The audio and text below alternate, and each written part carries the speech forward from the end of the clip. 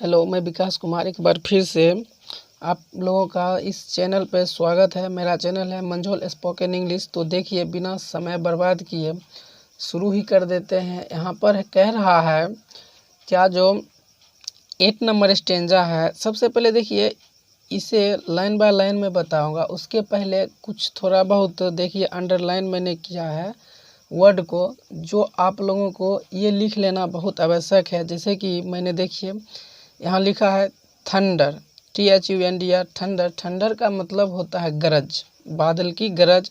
उसके बाद है डिसेंट हैबिटेशन। डिसेंट हैबिटेशन का मतलब होता है, डिसेंट हैबिटेशन सभ्यवास। फिर है कंफर्ट। कंफर्ट का मतलब होता है आराम।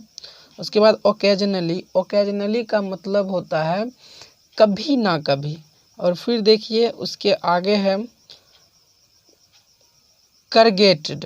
करगेटेड का मतलब होता है आपको ये नालीदार, नालीदार होता है। और उसके बाद देखिए है आर्टिलरी।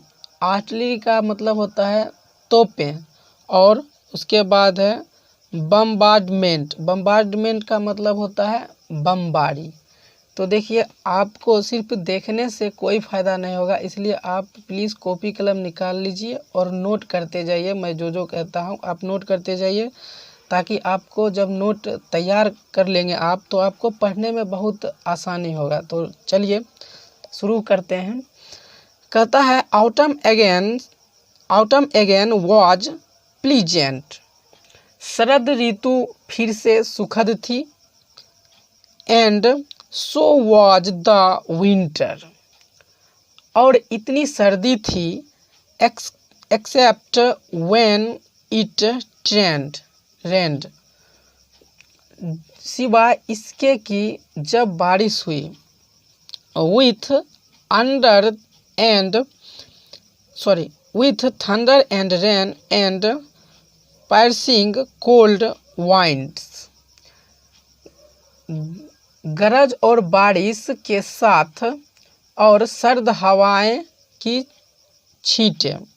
उसके बाद है one longed for a decent habitation and a little warmth and comfort. इसका मतलब हुआ कि एक सभ्य निवास और थोड़ी गर्मी और आराम के लिए तरस रहा था। उसके बाद देखिए ओकेजनली, कभी ना कभी। ओकेजनली आपको मैंने पहले ही बता दिया है, लिख लिए होंगे तो अच्छी बात है, नहीं तो फिर लिख लीजिए। ओकेजनली का मतलब होता है कभी ना कभी। तो देखिए occasionally there would be a heavy storm. इसका मतलब है कभी ना कभी ओला वृष्टि होती। With hailstones bigger than marbles coming down on the corrugated iron roofs and making a tremendous noise। इसका मतलब हुआ कि जो ओले कभी ना कभी ओले होते थे नालीदार लोहे की छत पर नीचे आने वाले मार्बल से बड़े ओले के साथ और ज़बरदस्त आवाज़ करते हुए। फिर है something like an artillery bombardment. तोप खाने की बमबारी जैसा कुछ। आगे देखिए 9 है I remember one.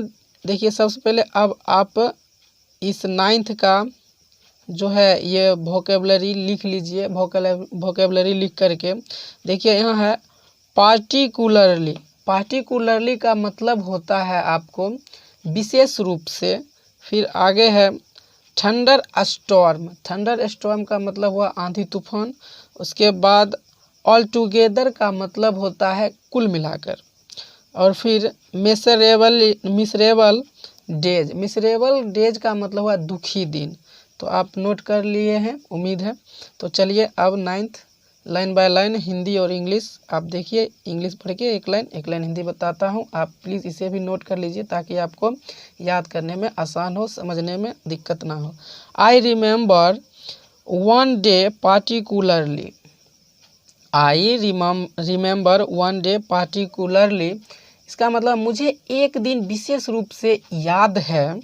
It was the 24th of December 1932, यह 24 दिसंबर 1932 का दिन था। There was a thunder, a storm and rain all day, इसका मतलब हुआ कि पूरे दिन आंधी तूफान और बारिश होती रही। And it was bitterly cold, और यह बहुत ठंड था। bitterly cold बहुत ठंड था। Altogether, it was one of the most miserable days, इसका मतलब हुआ कि देखिए कि मैंने क्या है, altogether it was one of the most miserable days, कुल मिलाकर यह सबसे दयनीय दिनों में से एक था। From the bodily point of view, I mean शारीरिक दृष्टि से।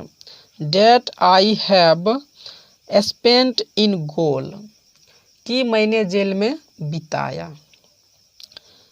इन the evening it cleared up suddenly and all my misery departed when I saw all the neighboring mountains and hills covered with a thick mantle of snow, इसका मतलब हुआ कि देखिए शाम को यह अचानक साफ हो गया और मेरे सारे दुख दूर हो गए जब मैंने सभी पड़ोसी पहाड़ों और पहाड़ियों के बर्फ की मोटाई चादर से ढक दिया।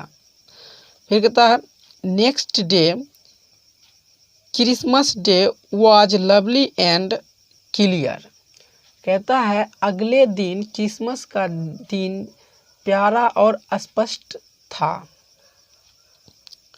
And there was a beautiful view of snow covered mountains, इसका मतलब हुआ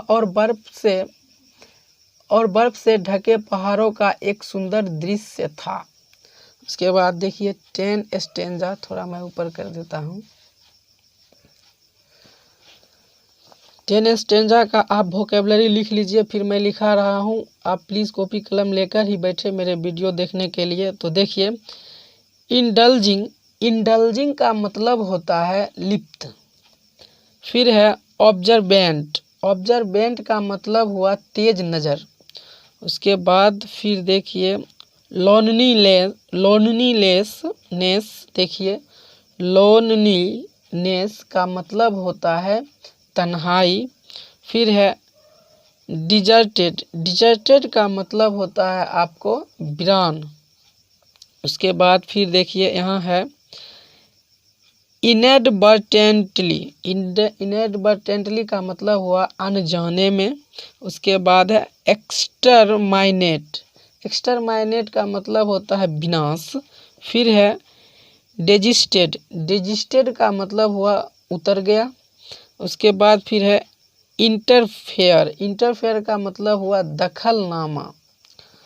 अब देखिए यहाँ वीडियो साफ नहीं आ रहा है। अब है 10 नंबर, कहता है prevented from indulging in normal activities we became more observant of nature's ways, इसका मतलब होता है कि जो सामान्य गतिविधियों से लिप्त होने से रोकने पर हम प्रकृति के तरीकों से अधिक चौकस हो जाते हैं। आगे है we watched also the various animals and insects that come our ways, इसका मतलब हमने विभिन्न जानवरों और कीड़ों को भी देखा जो हमारे रास्ते में आए थे। As I grew more observant, I noticed all manner of insects living in my cell or in the little yard outside. देखिए, इसका मतलब है कि जैसे जैसे मैं और अधिक चौकस होता गया, मैंने अपने कक्ष में या बाहर छोटे से यार्ड में रहने वाले सभी प्रकार के कीड़ों को देखा। फिर कह रहा है, I realised that while I complained of loneliness. इसका मतलब हुआ कि मुझे एहसास हुआ कि जब मैंने अकेलापन की शिकायत की थी। ये कौन कह रहे हैं? पंडित जवाहरलाल नेहरू। तो आगे देखिए, that yard which seemed empty and deserted. इसका मतलब हुआ कि वह यार्ड जो खाली और सुनसान लग रहा था, वॉज टीमिंग विथ लाइफ, जीवन के साथ वह मर रहा था। आगे है, ऑल दीज क्रीपिंग और ग्रोइंग और flying insects lived their life without interfering with me in any way। इसका मतलब हुआ इन सभी रेंगने या उड़ने वाले कीड़े किसी भी तरह से मेरे साथ हस्तक्षेप किए बिना अपना जीवन बिताते थे। एंड और मैंने I saw more reason why I should interfere with them. फिर कह रहे हैं पंडित जवाहरलाल नेहरू, और मैंने कोई कारण नहीं देखा कि मैं उसके साथ हस्तक्षेप क्यों करूं। आगे देखिए, बट लेकिन आपको दिखाई दे रहा है, but there was continuous war between me and bad bugs. लेकिन मेरे और बिस्तर के कीड़ों के बीच लगातार युद्ध चल रहा था। मस्क्यूटोज, मच्छरों, एंड और टू सम एक्सटेंट फ्लाइज, मच्छरों और कुछ मक्खियों के साथ भी मेरा कुछ युद्ध चल रहा था। आई मीन उसे काट रहे होंगे, ये पंडित जवाहरलाल नेहरू कह रहे हैं। देखिए, बहुत फनी है। आगे है, वास्प्स एंड हॉर्नेट्स, यहाँ देखिए कुछ मिटा हुआ है, tolerated and there were hundreds of them in my cell. इसका मतलब पंडित जवाहरलाल नेहरू कह रहे हैं कि देखिए, wasps and hornets I mean ततैया और सींग, ततैया और सींग मैंने सहन किया, ततैया और सींग मैंने सहन किया और मेरे कक्ष में उनमें से सैकड़ों थे। आगे है, there had been a little tiff between us when। उसके बाद कह रहे हैं कि जब हमारे बीच थोड़ा झगड़ा हुआ था। inadvertently I think, इसका मतलब हुआ कि अनजाने में मुझे लगता है, a wasp had stung me। I mean जो है सो एक ततैया मुझे डंक मार दिया। In my anger I tried to exterminate the lot। इसका मतलब हुआ कि जो मेरे क्रोध में मैंने बहुत कुछ नष्ट करने की कोशिश की।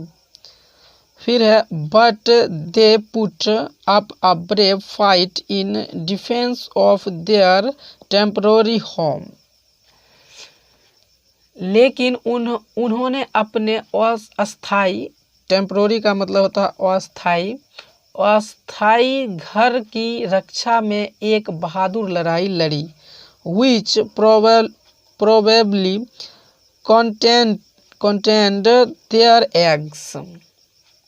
उन्होंने कहता है कि ये जो लड़ाई लड़े मेरे साथ, कि शायद जिसमें उनके अंडे थे। एंड आई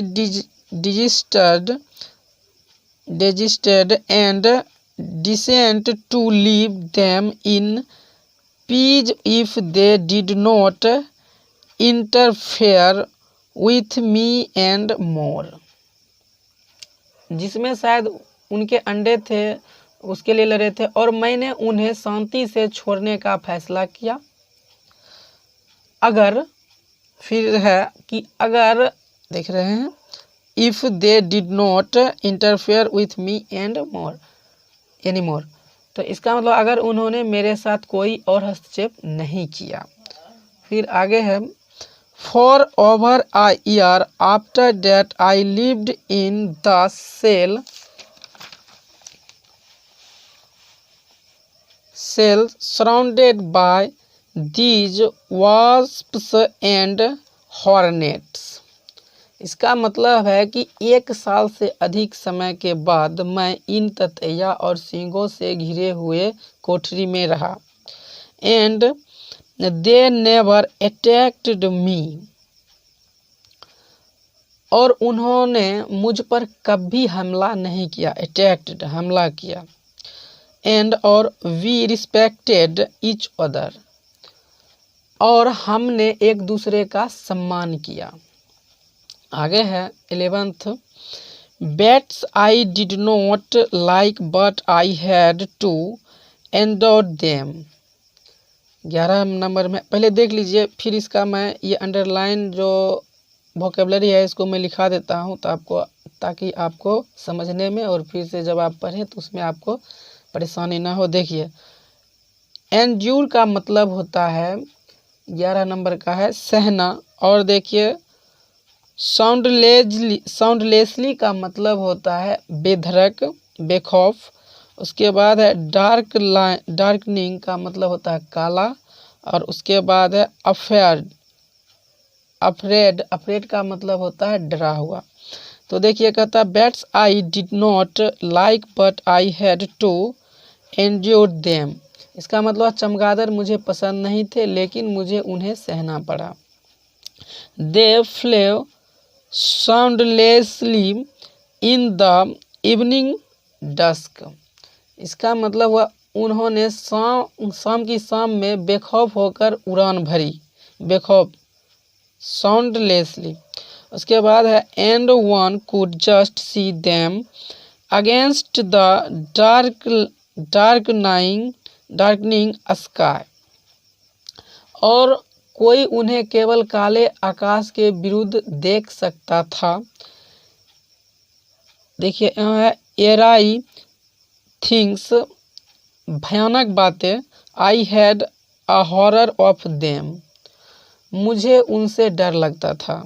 देखिए, पंडित जवाहरलाल नेहरू जी को ये बैट्स से डर लगता था, ये अपने बारे में बता रहे हैं। फिर कह रहे हैं they seemed to pass within an inch of one's face.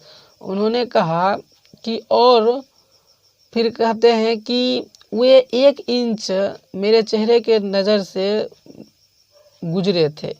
1 inch, सिर्फ 1 इंच रह गया था स्पर्श होने के लिए, टच करने के लिए। And I was always afraid that they might hit me. ये कह रहे हैं कि मुझे हमेशा डर था कि वे मुझे मार सकते थे। उसके बाद कहते हैं higher up in the air past the big bats. हवा में ऊपर बड़े चमगादड़, द फ्लाइंग फॉक्सटेल।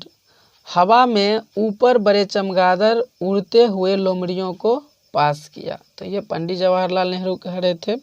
तो देखिए, बहुत ही रोमांटिक कहानी है, बहुत ही सुंदर है, और आप समझिए और कोशिश कीजिए कि आप इसे जब हम बताते हैं तो बुक आगे में रखें और प्लस एक कॉपी कलम रखें और एक नोट तैयार कर ले, ताकि आपको पढ़ने में आसानी हो। बस आज के लिए इतना ही।